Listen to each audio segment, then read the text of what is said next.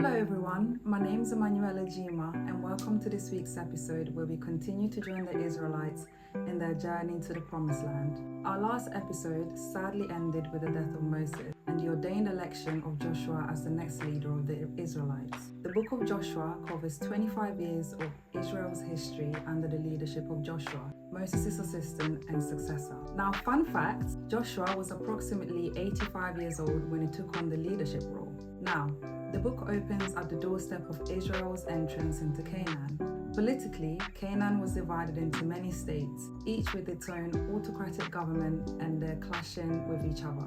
Not only were the Canaanites morally compromised, but they also engaged in a religion that emphasized fertility through sexual practices and child sacrifice. Now, on the other hand, despite the Israelites' aimless wander, they had remained imperfectly faithful to the one true God and were finally about to experience the fulfillment of the promise that was made to their forefather Abraham. The book of Joshua is the sixth book of the Old Testament and the first in a group of books called the Former Prophets. Collectively, these books trace the development of God's kingdom in the Promised Land until the Babylonian captivity. In a nutshell, Joshua explores the period from Israel's entrance into Canaan through its conquest, division, and settlement of the Promised Land. The book of Joshua teaches that the fulfillment of God's promises of blessings to Israel depends on their cooperation. The blessings of victory, inheritance, abundant provision, peace, and rest all came to the people of God as they obeyed Him.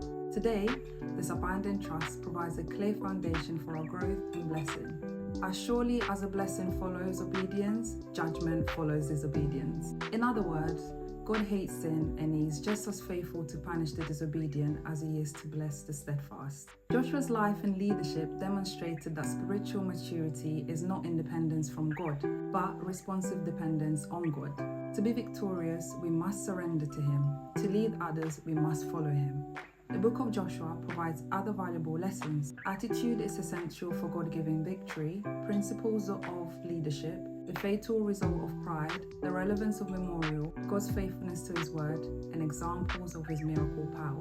Christ is revealed in the book of Joshua in three ways: by revelation, by types, and by illuminating aspects of this nature. For example, the scarlet rope in Rahab's window, highlighted in chapter 2, illustrate Christ's redemptive work on the cross. The blood-red cloth hanging in the window saved Rahab and her household from death. So too, Christ shed His blood and hung on the cross to save us from death.